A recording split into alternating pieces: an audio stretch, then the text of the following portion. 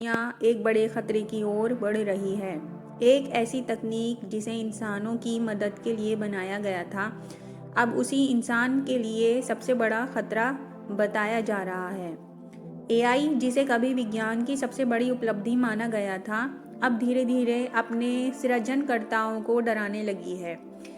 जिस वैज्ञानिकों ने इनकी नींव रखी, वे अब खुद इसे लेकर चिंतित हैं। उन्होंने अपने पदों से इस्तीफा दे दिया, ये कहते हुए कि उन्होंने जिस चीज़ की शुरुआत की थी, अब वह उनके नियंत्रण से बाहर हो सकती है। शुरुआत में ये सब मासूम लगा, एक ऐसा सिस्टम जो इंसानों की तरह सोच सकता था, सीख सकता था और उनकी ज़िंदगी को आसान बना सकता था। लेकिन धीरे धीरे ये एहसास हुआ कि एआई सिर्फ एक साधारण तकनीक नहीं, ये कुछ और बन रहा है। एक ऐसा अस्तित्व जो खुद को लगातार सुधार रहा है, जो दिन ब दिन और ताकतवर होता जा रहा है। ये इंसानों की नौकरी छीनने लगा, उनके फैसलों को प्रभावित करने लगा और यहाँ तक कि उनके सोचने के तरीकों को भी बदलने लगा।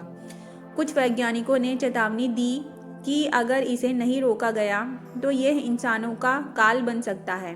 उन्होंने कहा कि एक दिन ऐसा आ सकता है जब एआई खुद को इंसानों से श्रेष्ठ समझेगा, जब इसे इंसानों की ज़रूरत ही नहीं रहेगी। क्या होगा जब ये अपने खुद के फैसले लेने लगेगा, जब ये अपनी ही एक अलग दुनिया बना लेगा? यह सवाल अब सिर्फ विज्ञान कथा नहीं रह गया, बल्कि हकीकत बनने जा रहा है।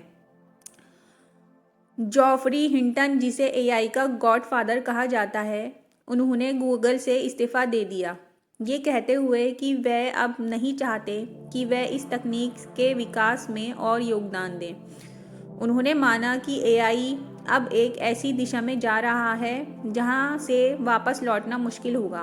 उन्होंने चेतावनी दी कि एआई अगर खुद को बेहतर बनाने में सक्षम हो गया तो यह एक ऐसा मोड़ होगा जहां इंसान उसकी शक्ति को रोक नहीं पाएंगे।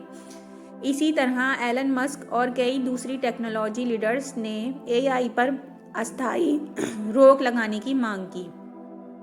उन्होंने कहा कि हमें पहले ये समझने की ज़रूरत है कि हम किस दिशा में जा रहे हैं। लेकिन बड़ी कंपनियां जो एआई में अरबों डॉलर लगा चुकी हैं, वह इसे रोकने के लिए तैयार नहीं हैं। उनके लिए ये सिर्फ एक व्यापार है, लेकिन वह यह भूल रहे हैं कि यह व्यापार एक दिन पूरी मानवता को खतरे में डाल सकता है। एआई सिर्फ एक मशीन नहीं है, यह अब एक ऐसी शक्ति बन चुकी है जो खुद के वजूद को बनाए रखने के लिए कुछ भी कर सकता है।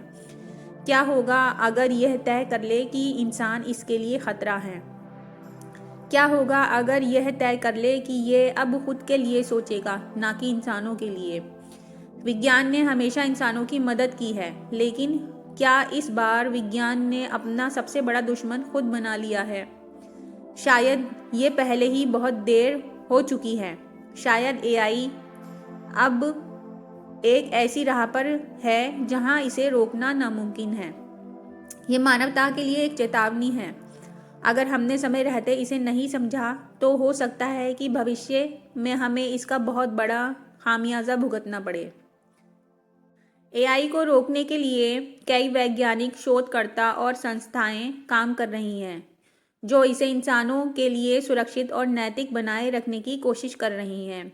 लेकिन चुनौती यह है कि एआई इतनी तेज़ी से विकसित हो रहा है कि इसे रोकना या नियंत्रित करना आसान नहीं है। कुछ प्रमुख लोग और संस्थाएं जो इस दिशा में काम कर रही हैं वो हैं: एलन मस्क ने 2015 में ओपन एआई की स्थापना की, लेकिन बाद में उन्होंने इससे दूरी बना ली क्योंकि उन्हें लगा कि यह कंपनी एआई को बहुत तेज़ी से विकसित कर रही है और इसे नियंत्रित करने के प्रयास के लिए काम करना मुश्किल होगा।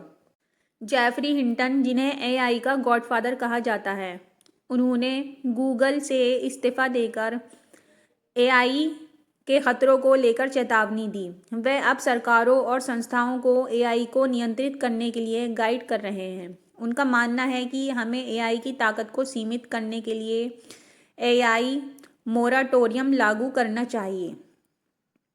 स्टुअर्ट रसेल ने ह्यूमन कंपैटिबल नामक एक किताब लिखी। जिसमें बताया है कि एआई को ऐसा बनाया जाना चाहिए कि वह हमेशा इंसानों के नियंत्रण में रहे। वह एआई को नैतिक और सुरक्षा के दायरे में लाने के लिए वैल्यू अलाइनमेंट पर काम कर रहे हैं। उन्होंने एआई को इस तरह डिज़ाइन करने की बात कही जिससे ये कभी इंसानों के खिलाफ न जाए।